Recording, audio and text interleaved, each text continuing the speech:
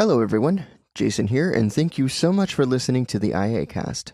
Due to the nature of the tech industry, by the time you record an episode and get your episode posted on the website, sometimes the news can change, and that is what happened here.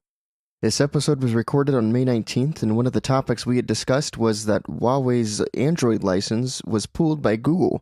During the show, we implied that that meant that Huawei devices would lose access to the Play Store. However, that is not the case. The US has eased some of the trade restrictions, and Google is now going to be working with Huawei. They have an extension for 90 days, so devices will continue to receive security updates, and we will put an article in the show notes that talks about this extension. Thank you so much for listening to the episode, and we hope you enjoy it.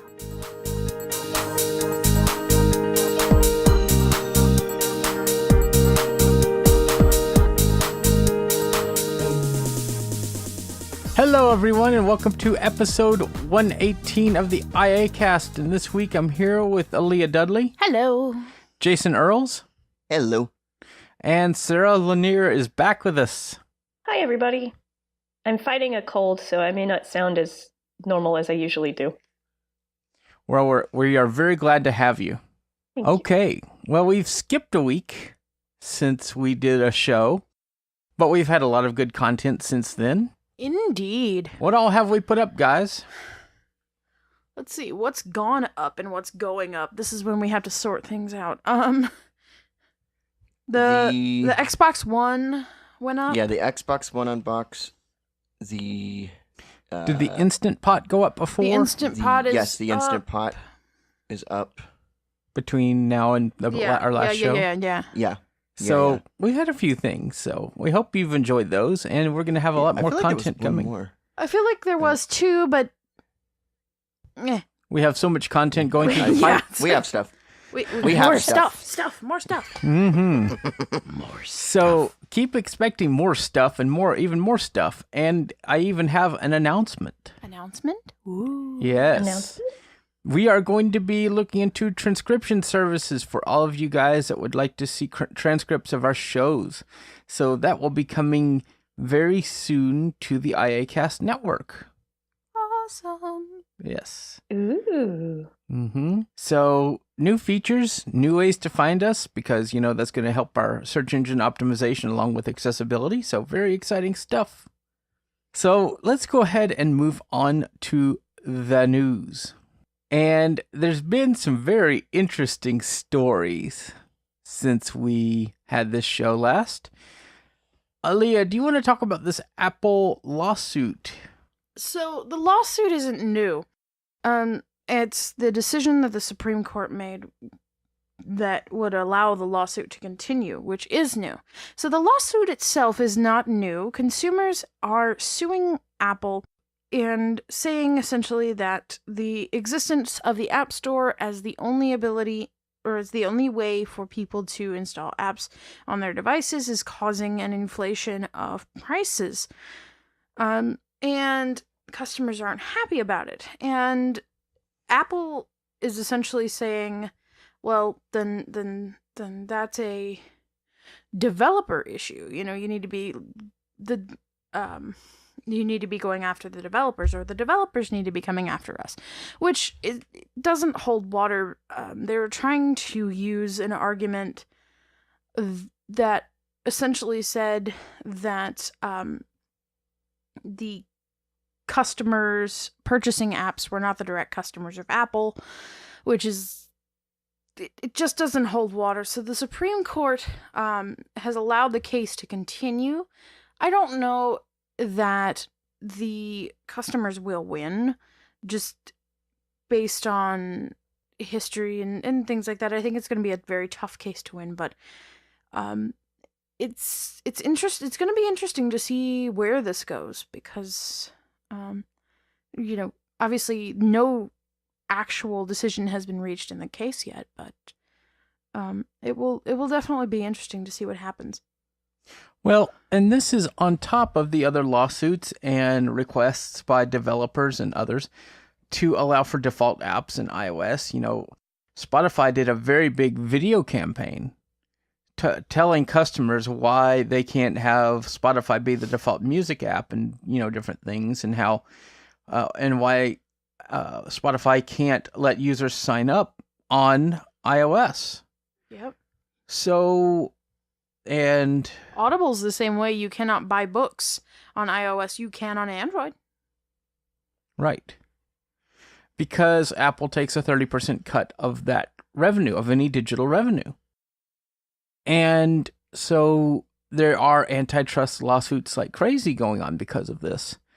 And rightfully so, in my opinion.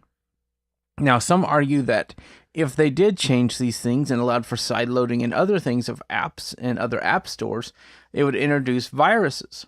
Yeah, but since when is Apple my babysitter? I mean, if I buy a $1,000 phone, I should be able to do with it what I want. That's just my thought on it. Well, and not just that, but I mean, just because Apple is monitoring the apps in the App Store is no guarantee that you're not going to be able to install an app that is got some malicious code on your phone, because these guys are human. They make mistakes. Malicious apps have made it into the App Store before, so that's not a foolproof method of protection. No, not at all. And just based on the inconsistency of the app review process, one app could get turned down by one developer or one employee of Apple, and then that same app could have been in the App Store doing the same thing for months. But when an update is released, it could get denied. So it's just inconsistent. So, and there are some apps that have made headlines that have been apps pretending to be well-known apps, but really just being malware kind of things. And of course, Apple has immediately removed them, but they exist. Well, and then there's the enterprise profile thing that Right. Has had Apple remove several apps. But a solution to this is, Google built the Google Play Protect antivirus program that will go and scan your apps for malicious code. So, I don't know. I don't know the actual solution, but I would love to be able to sideload my own apps. Yeah, I think it would be cool. I wonder, though, if you were able to do that, if that would encourage developers to abandon the free or ad-supported models in favor of charging more for the apps because they are side-loaded. So instead of like your $1.99 app, now you're paying $19.99 for that same app because you're side-loading and it's not going through the App Store. I actually think it will make them cheaper. Yeah. Yes. Because I feel like it's the App Store right now, Sarah, that's encouraging what you're saying about, developers charging more for their apps because of the way Apple manages it, their cuts and everything. I mean, you've got apps like, I think Spotify even is encouraging their users to sign up outside of the App Store by raising the price for iOS users to $13 a month because of all of this. And Spotify's not the only app that's doing this. No, and you gotta you think about the 30% cost. That's anything somebody spends, whether it's in the App Store or in the app itself. Apple takes a cut, and then you also have, which is small change for many mainstream developers, but not so small for some blindness specific or disability specific or niche developers, is the $100 a year developer cost. Get in the door card. Right. So there is that cost, even though it's very small to most, but it's definitely there. I mean, even if you have a free app, you have to pay $100 a year. Now, that gets you marketing, that gets you ad space if you use it, that gets you, if they promote your app on their main screen, they do all of that. So there's a lot you get for it, but at the same time, it's still $100 a year. And if your app doesn't do that well, then you're going to not get that promotion anyway. And if you have free apps, then you're not making any money anyway. Yeah. So I was just thinking about something. Michael, I'm pretty sure you should be able to at least give an interesting perspective on this question as you are a developer. But I was thinking about the ability for, everybody's reaction who is against this. A lot of it is, security based. Oh, sideloading apps on your device is going to introduce viruses. It's going to open you up to a whole host of other things. And while that's true, iOS is already sandboxed, right? So couldn't Apple, continue doing that and then continue to allow apps to not be able to access the entire operating system like they might be able to on other platforms? They could do that, but I think that customers would get a little upset because if you have an app that needs access to certain information, such as your contacts or other things, and if it's sideloaded, it can't have it, that might make customers a little upset. Well, technically, they could make it just as if it was the App Store, where you had to ask for permission. But at the same, yeah, that's what I'm saying. At the same time, what Apple could do is what they do on the Mac, and that is make it to where you can make out of App Store certified apps. So they go through a review process, and you put your certificate behind it. So you're digitally signing that app, and the OS will only run it if it's signed, depending on how you have Gatekeeper set. And that allows for security. If they did that on iOS, I think that they would be in a good spot. That's just my thoughts. But we need to go ahead and move on to our next topic. And that happened today. Apparently, Google has pulled the license of Android that Huawei uses. So Huawei can now no longer use Android on their devices. Somebody cue the funeral dirge, ladies and gentlemen. Now, I think technically they can still use the open source Yeah, they can still use Android. They can use open source stuff, but they can't use things like the Play Store, right, and I guess other Google services. Which is a good portion of Android now. Yeah, sure Well, is. yeah. I actually read an article a while ago where somebody from, I forget where it was. If I find it, I can post it on Slack or something. But basically, Huawei was talking about how they were sort of trying to prepare for this eventuality anyway by developing their own operating system. And it's interesting that this is that this is actually happening now. I just wonder how ready they are for it, because it's not really been all that long ago. Like, it's only been a couple months, I think. Well, what does it say about the credibility of their organization? Not much. I mean, even if I could get one of their devices, I wouldn't want one. Especially after this. Do you think this has any political move on Google's part? I don't think so. It could, but I feel like it is. We don't want our technologies in devices that may be compromised. So my question to you guys and everybody in our audience, would you buy a phone that Google, the ones who want to know everything, decided we don't want to know about that and remove their license? Would you? I personally would not. No. No. That just feels like I'm doing a little bit worse than buying a Facebook portal, if you know what I mean. Well, the interesting thing is, they just came out with some amazing hardware this year. Some great laptops running Windows 10. And now, will that be the next thing? Will Microsoft pull their Windows license? I don't know. But, they came out with that. They came out with their the folding phone that they came out with, that they were working on. So what does that mean? And then all current phones, Google Assistant and Google services will not work on. Ouch. I think there are going to be some really angry customers demanding compensation for this, because what if you had one of these devices and your whole Google life, we talk about how we're so embedded in the Apple walled garden, and then, people are the same way on Android. So what if you had all of your life embedded in Google services and then, nope, no more. You're going to have to replace your device. Sorry, Aaliyah. I thought you were finished. But what about the people who don't know where their phones come from? I mean, you've got a good segment of the population that goes to the carrier store and says, I need a new phone.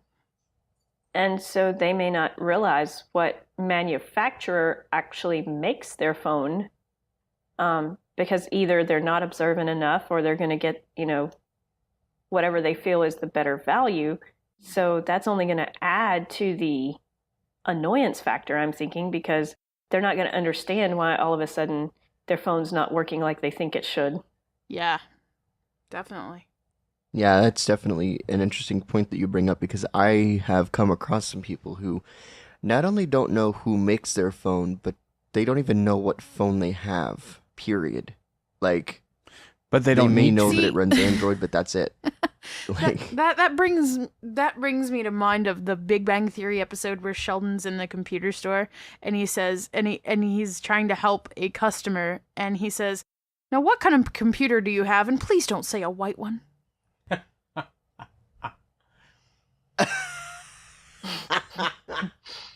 that's, oh my gosh.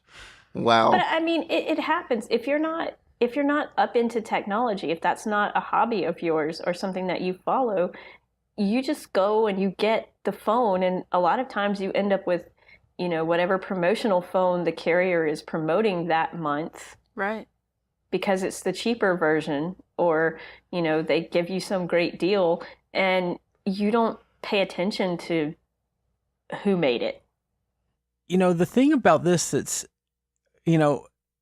really interesting, this does not just affect the U.S. The U.S. users could not buy Huawei phones.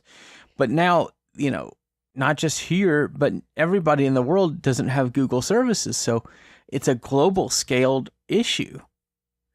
So I don't know. I'd be very curious how other people around the world feel about this. And I hope they let us know at feedback@iaccessibility.net. Yeah, because I do know that some blind people were using these phones. And so it'd be interesting to know how this impacts them. Now that's a question. That's a question. Is the phone gonna quit talking? Oh. Ooh, that could be... That's a problem.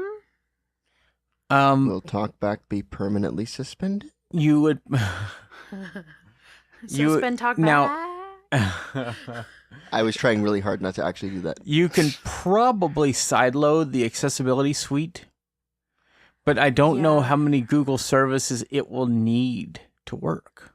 Well, and there's the new commentary screen reader that some people are playing with that is, I think, Chinese, actually. So, Ooh, I've never heard of this one. yeah, I haven't put it on my phone because there are some interesting, slightly concerning privacy things that I just can't deal with, so I haven't put it on my device. What about is Spiel still around? Could they maybe install Spiel or Shine or whatever the other one was? Although I guess they were in the Play Shine Store, Plus, though. I think they were in the Play Store. And well, actually, I think Spiel did have a download link though. I don't know if I don't that's still a remember. thing. I doubt it. I don't remember. And are you going to have access to that outside of the U.S.? Well, I mean, you should with Spiel Yeah. if it's still around. I don't know what the current state of Spiel is, but I haven't heard about it in a long time, so I'm guessing it's dead. But I don't know as much about Android things. yeah. But let it be known, folks, that this is a primarily Android-centric show today. Yeah, Right? I think With a bunch of Apple people. I think Or at least two of right, us. right. Yeah. I have a Google Pixel. I have one. I swear. I have a Pixel Bug. Kinda. I have a Fire tablet, and that's the only thing I have that That might works. come That's close to Android. running Android. Yeah, that's Android. It's forked, but it's Android. So I want to take a minute and talk about something here at iAccessibility now, and that is our developer services, but from a different angle. One of the things that we do at iAccessibility we do really well is we really promote our community. And so we would like to see more folks join iAccessibility that are interested in learning to develop or know how to develop apps to help us build a developer team to build amazing and useful products that can enrich the lives of everybody that uses them. So developers would work on apps like Pocket Braille, VO Starter, and others, even the iAccessibility app for iOS and Android. So if you are interested, and want to get some experience developing, send an email to feedback@iaccessibility.net and we can give you some tasks to try to see if you can develop and to improve your skills. All right, it's on to our main topic for today, and that is yet again Google related. Don't you mean Google Nest related? Oh, wait, what? Oh. Yeah. That's one thing. It is. All of the Google Home products now are like Google Nest products. In fact, my Google Home Hub now says Google Nest Hub window rather than Google Home Hub as it used to. So, very interesting. And Yep, I don't know that I like it. No one. It doesn't flow as nicely as Google Home Hub. Well, and there are some other issues where certain integrations that used to work are kind of being phased out. Like? I heard about this, and I'm trying to remember where I heard about it, but like if you use iLady to control your Nest stuff, you're gonna have to wait until Amazon and Google partner to essentially to allow you to control your Nest stuff with your iLady. It's gonna. That doesn't sound good. No. There are some specific integrations, and I'm gonna find some information about this and put it in the show notes because I don't want to speak untruths, but it does seem a bit concerning for those who don't own a Google Home product, because got a thermostat? Well, you might need to buy a Google Home Mini. So Nope. is that going to become a Nest Google Mini. Nest Mini? Oh my. That just puts me in mind of like this picture of this little tiny like hummingbird nest. Like So are they going to be That's calling funny because I was picturing the same thing. Are they going to be calling the Home app now the Nest app? I don't know. Are we going to be all living in nests? I haven't seen it change on my phone yet. Well, I Yeah, hope it hasn't doesn't, changed on mine either. because I personally don't like the idea of sleeping in grass. Let me tell you. Well, that's assuming that's what your Nest is built out of. Well, it could be hair and sticks. I don't know. I don't know. I like the Ethernet Google cables. Home branding, and I think they could have rebranded the Nest products more than they could have rebranded the Home products. Yeah, I really wish that is what they had done. Like, and it was so weird too because all I knew is that the Nest Hub restarted. And apparently it had nothing to do with it getting an update, but I didn't know that at the time, but it wasn't until that happened that mine started saying Nest Hub, so I wonder when mine actually installed the update. It was very, very interesting. Yeah, I don't know. But we've got 2 new Pixel phones. The 3A and the 3A XL. Yeah, have fun with that. So these are phones. They start at $399. And they have the fabulous Google Pixel camera in them. That seems to be one of the few things that they kept from the high-end Pixel phones. They are made of plastic, mostly, except for your touchscreen.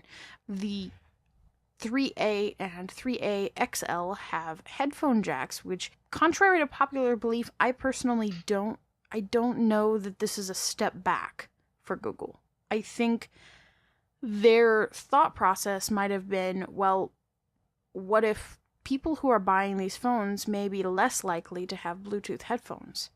So Yeah. we need to do something so that they can have access to their audio.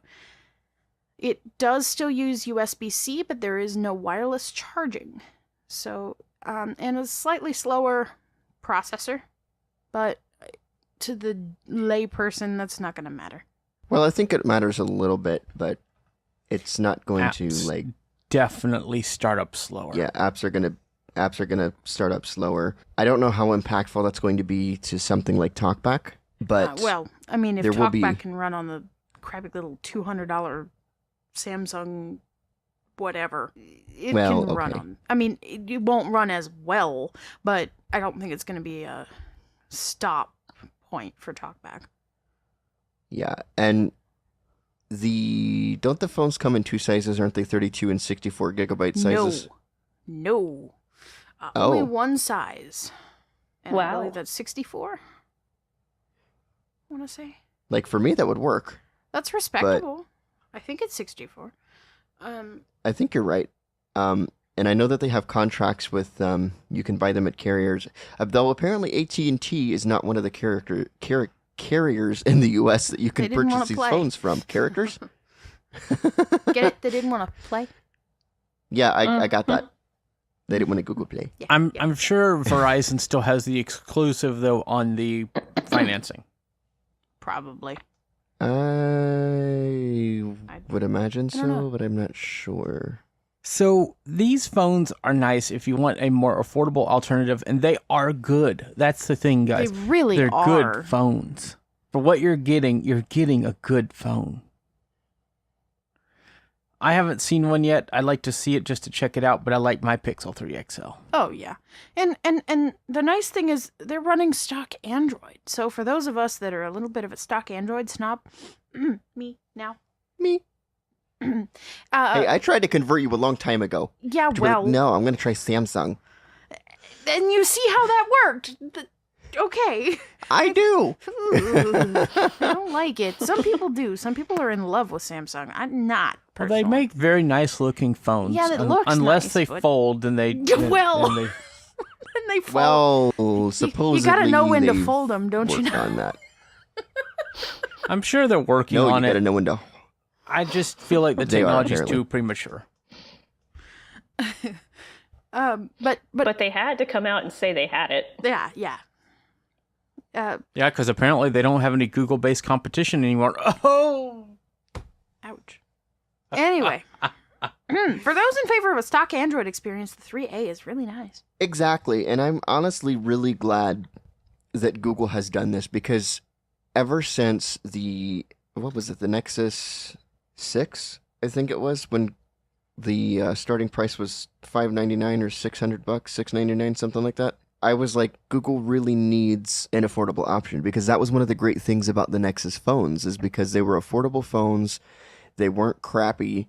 They had, very decent specs, especially for the price. And it really got you into being able to use the stock Android. In fact, before I got my iPhone 4S at the time, if it weren't for the availability of the Nexus phones, I may not have had an accessible phone that was able to do what I want, running a version of Android that I knew was going to work well with TalkBack. So I always have been, and as far as I can see it right now, always will be, very fond of that line of phone. So it's very awesome, in my opinion, that Google has brought the Pixel 3A and 3A XL. 3A XL into existence. Very, very nice. Even if it is polycarbonate, I'm sure it feels pretty decent because I felt some pretty nice feeling polycarbonate products. yeah, and so there were some great other announcements at Google I/O this time, and those had to do a lot with deafblindness and other accessibility features, believe it or not.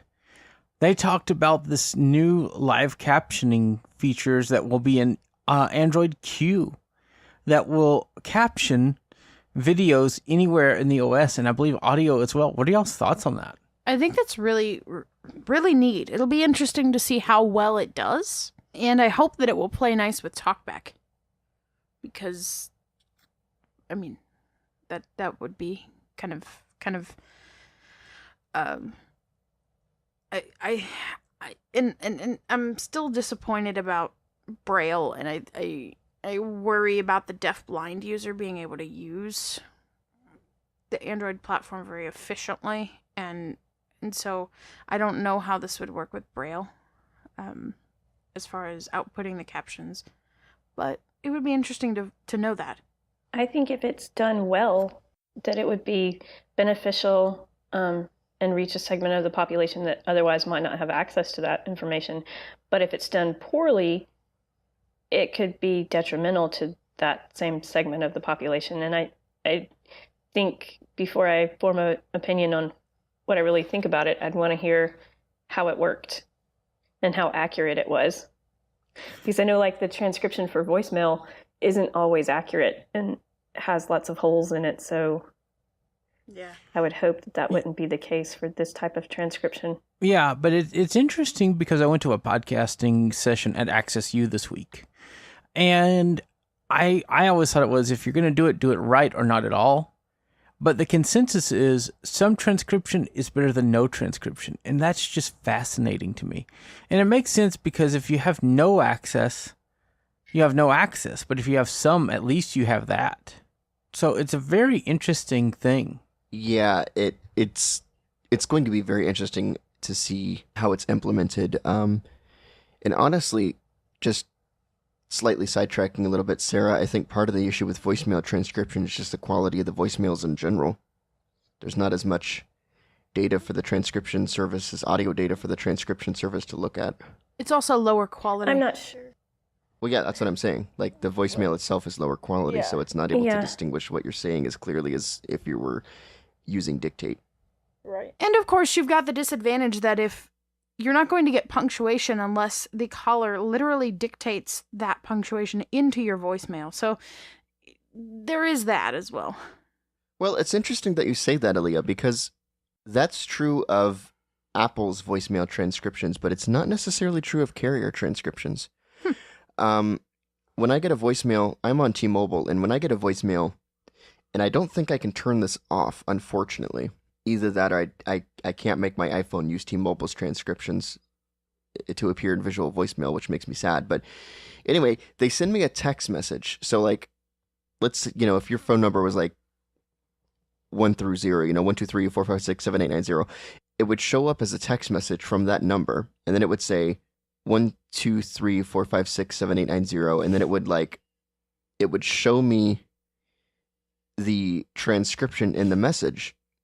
And I did some testing on this. If you pause when you speak, it at least is smart enough to insert periods so that you don't end up with the Apple situation where you end up with a giant run-on sentence for voicemails. And it actually, of course, because it's pausing, it's making it a lot nicer to read with screen readers like VoiceOver than it would be with Apple's implementation. So they kind of can do some punctuation.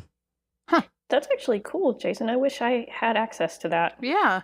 I mean, and what does it do, for example, Apple's voicemail transcription, when it doesn't know what you said, it doesn't guess. Oh, yeah, it it's just a bunch of underscore. What does T-Mobile do about that? Or does it just guess?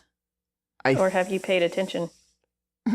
That's likely. I think... Just kidding. I'm going to need to do some testing with that, actually, because I don't know. I think it uses dashes, but I'm not sure. It might just skip it. No, I'm not sure. Now, I have a random question that I don't know if you would know the answer to, Michael, but I know a lot of times, especially during severe weather, like our local TV station will turn on a transcription service for those who are deaf or hard of hearing. And that captions everything that the meteorologists are saying. So would Google be using something similar to that for the video transcriptions? Or are they building this from the ground up? Ground up. They're actually, I believe, using the same thing that they use for the YouTube live captioning, which is meh. Boo. So if you tap on a YouTube video and you end up... Because I've had this happen...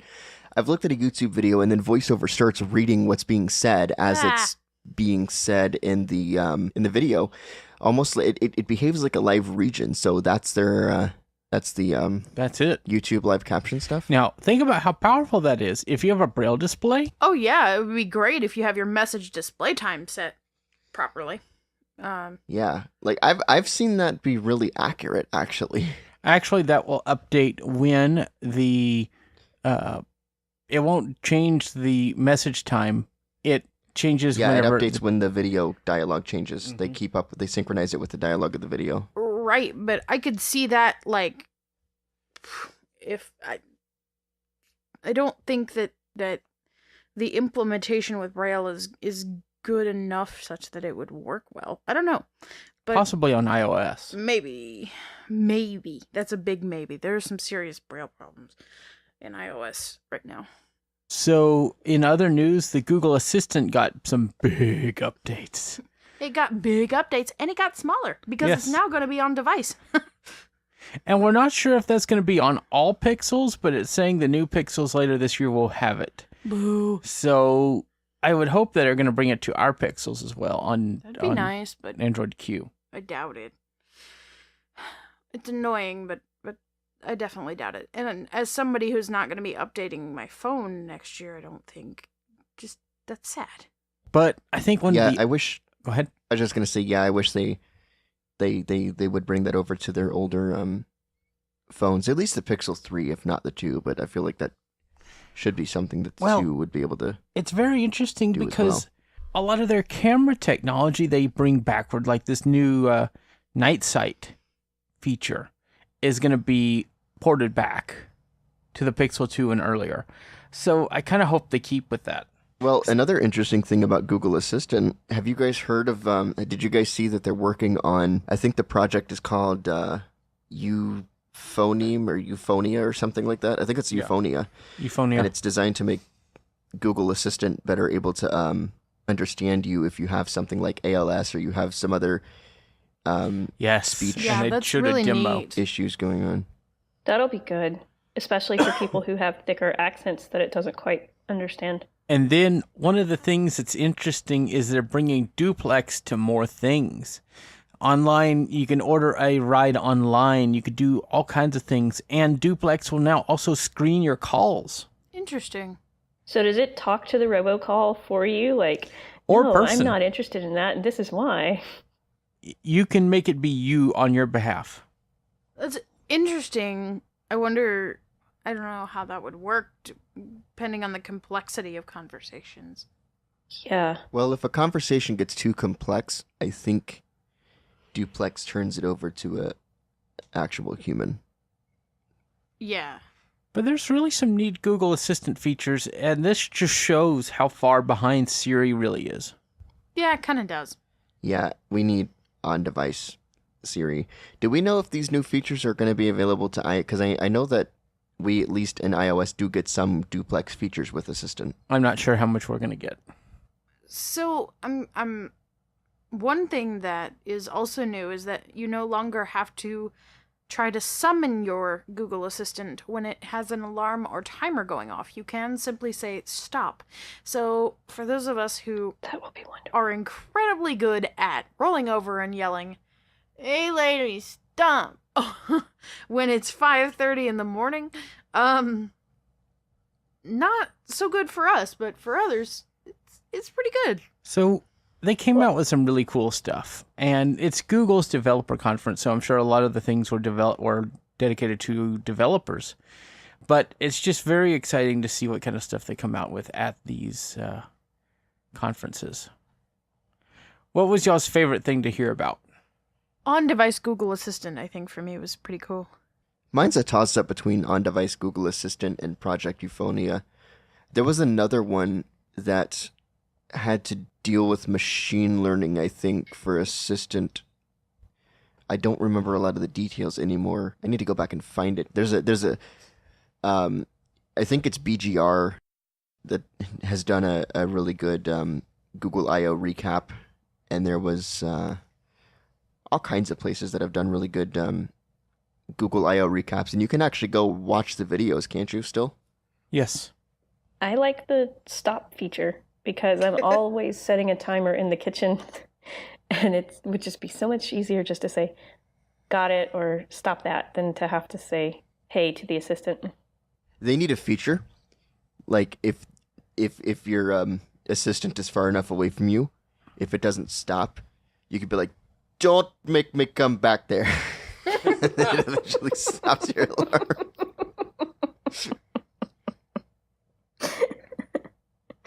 All right. So I think that about sums up our coverage of Google I/O. And this brings us to one of the segments that we don't get to do often on this show, but it's starting to happen more and more thanks to our Slack community. We have a question, which is really, really awesome. Keep these questions coming, guys. We'd like to have them on the show. We have a question from our Slack community from a member named Dan, and his question is about Braille displays. And he's curious how the Q Braille XL works compared to he writes the Focus 5. I'm guessing that's 5th generation. Focus 45th gen. Yeah. And Talkback. He is an accessibility tester who is getting into Android. So, the discussion has already been on Slack. Brailleback is not the greatest, but I'm curious if anybody out there knows anything about this, about the two displays, and if one works better with Android than the other. And I guess also it would be which one works really well with iOS, and that would be a good comparison too. I know there's a lot of love out there for the Focus, and I've never been a Focus fan. I just don't like their displays. I've just a thing that I've held on to stubbornly, but I like the Q Braille a lot. I really do. It is a really fancy display. And you can do a lot with it. So I'd be interested to know if anybody has successfully used it with Android and doing some of the keyboard commands and navigation and things like that. Yeah, so thanks, Dan, for the question. This is really awesome. So I have a Focus Braille display, but I have not paired it with my phone very much. So I've never seen a Q Braille, so I don't know how they even compare just in normal display use. So if you have thoughts on this, send them to feedback@iaccessibility.net. Or the iACast channel on our Slack community. Yep. iaccessibility.net/Slack. Or both places, yes. Yes, both is good. Both is great. All right. Well, that's going to do it for this episode of the iACast. And to end the show, Sarah, what is your pick for the week and where can people find you online? So people can send me email at sarah@iaccessibility.net, and Sarah is with an H. And people can find me online on Twitter at bioinstructor. But if you request me, please send me a message because it is a protected account. And my pick for this week is the iHeartRadio skill for your Amazon device or your Google Nest device. I stumbled on this skill and hadn't really used it very much until the past week and a half, 2 weeks ago. And now that I have discovered it, I have found a couple very favorite radio stations. So my devices are getting much more of a workout than they normally do. Awesome. Jason, what about you? What is your pick and where can people find you online? My pick is Netflix. And I picked Netflix because while I've had it for a while, even though I feel like I'm like the only one on the show right now who can hear a difference, but I've never really been too impressed with Netflix's audio quality. I always felt like the highs were a little muted, a little held back from other services like Hulu. But Netflix has recently implemented a new codec. I don't remember what it is, other than it does support adaptive streaming, which means it can adjust to your internet speeds and stuff. But it sounds really, really, really good. I definitely hear a difference. It sounds a lot closer to like a DVD or Hulu than I have ever heard from Netflix. And I was watching part of a show on my Ambios, which I love my Ambios for music playback and everything. And it sounded amazing. It was awesome. So I definitely encourage those of you who, unless I'm the only person, those of you, if you exist, who could hear a difference, check out Netflix because it really sounds awesome now. And as far as where people can find me online, you can find me producing content for iAccessibility. You can email me at jason@iaccessibility.net. You can search for me on Twitter. That's JDE91, Juliet Delta Echo 91. You can also search for me on Facebook. Just search for Jason Earls. And if you do decide to add me, please let me know that you have found me from the iACast network. And I'm also, of course, around in our Slack channels at iaccessibility.net/Slack. All right. Aaliyah, what is your pick and where can people find you? My pick for this week is a nice little shiny gadget that actually should have been in our news section. But since it's not, I'll talk about it right now. Anchor has released a little dongle for $30. Yes, ouch, ouch, ouch. Price tag. That will convert a Lightning connected headset into a USB-C connected headset. And so this works really well for those of us who have ambios. And if you don't know what those are, see my pick from last time. For those of you who have ambios and you have something like a Windows PC with a USB-C port, or one of the newer MacBook Pros, or an Android phone or tablet that has USB-C on it, you want to use those ambios on those devices because, the ambios were very expensive and, you want a little bit more than one place to use them. Well, this adapter solves this problem. And, 9to5Mac was the person who wrote the article about this was a bit snarky and was like, oh, this is just expensive and I don't know who wants this, but whatever. And conveniently, Anchor sold out of them until May, what was it you 30th. Saw yesterday, Michael? The 30th? Yeah. So apparently some people want them.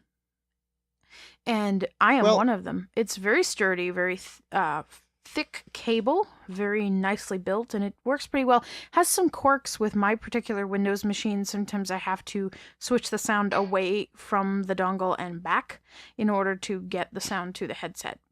And man, when I plugged in the headset for the first time, for some reason Windows had my volume cranked and my ears died just a bit. But yeah, those ambios are so loud. Yeah, they are. Oh my goodness. Yowza. Although I do have to say though, I feel like when 9to5Mac was writing that article, they may have been thinking about somebody who was trying to just use the Lightning Lightning earpods. Look at me inventing products. I don't know if it would make too much sense for that. I mean, I can't, judge if that fits your needs. That's fine, but an adapter something that costs expensive like the ambios or the but something expensive like the Pioneer Rays or the I think it's Pioneer, but the ambios, the Eurobeats, I could totally see it. I'm going to be getting one of these things. Yes, you are. All right, and if you would like to find me online, you may do so. You can find me producing content at iaccessibility.net. You can follow me on Twitter at blindcowgirl199, and you can email me at Aleeha, that's ALEEHA at iaccessibility.net. All right. So my pick this week is not quite available yet, but it's in beta, and you can sign up for the beta. We'll link to that. And it's an app called Secure Shellfish. And I know it has a funny name, and it's a pun, but basically it's an app that lets you log into servers and even, Jason, even your Mac from iOS in the Files app. Ooh. Oh, my goodness.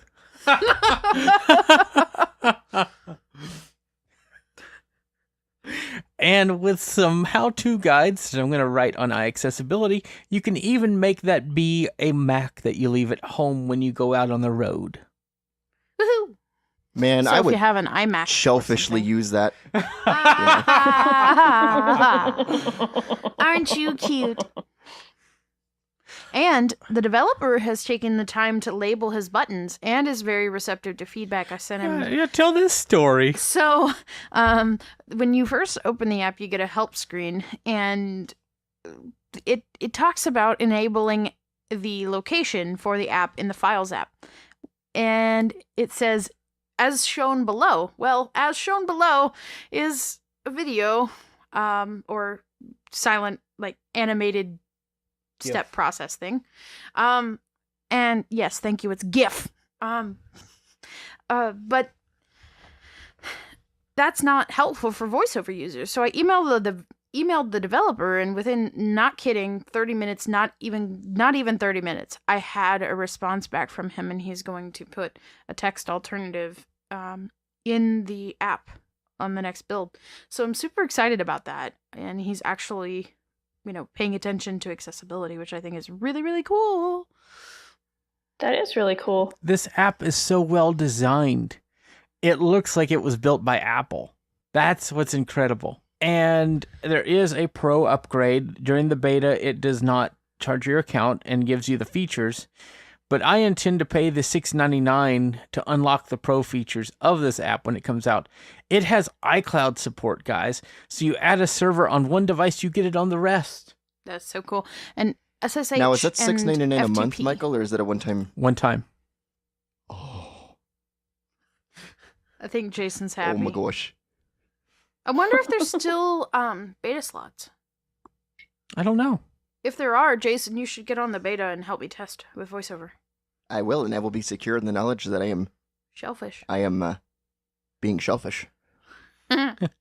It's a wonderful app. I mean, I can edit files. Like, I logged into the root portion of our server, and I can edit our scripts that I could use with Siri shortcuts from there. And that's powerful, folks. With an iPad with a keyboard, you yet again have more ability to make your device into a computer than ever before, except for the aforementioned keyboard shortcuts in... Don't mention keyboards right now. We can't help it, you broke yours. Grr. But no, that is awesome. I'm so excited about this thing. So yes, we will have a link to the beta in the show notes if there's still slots available. But this is probably one of the coolest apps I've ever played with. And basically, you do add it as a location in your Files app, and it will show the locations. And the neat thing is, it looks at the domain name that you add. So I added iAccessibility.net and got the favicon from the website and made it as the picture in the Files app. So it's accessible for low vision users as well. You better hurry up and finish what you're talking about before one of our co-hosts dies. Okay. Yeah, this is not sounding good. Jason, man, breathe. On the contrary, it sounds really good. I can't do remote CPR, dude.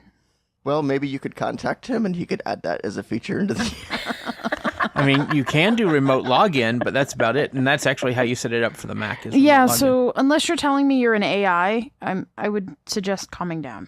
Yeah. So with all that being said, if you want to get in contact with me, you can. I produce content for iAccessibility. You can email me at Mike Doise. That's MikeDoise at iAccessibility.net. I'm Mike Doise on Twitter. You can find me on Facebook. Just search for Michael Doise and mention that you found me on the iACast show. And you can find me at beyondthegallery.app and michaeldoise.com, putting up cool articles and stuff. All the things. All the things. All right. Well, that's going to do it for this episode of the iACast. Thank you so much, Dan, for asking your question. We'll come back to you with that. Thank you, everybody that's in our Slack community that's been on the stream. We had a pretty high turnout. We had up to 12 people this time, so that's been really cool. We are thankful for all of our listeners, and we want to thank Sarah for coming back and talking with us today on the show. It's been awesome. Thank you for having me again. But of course.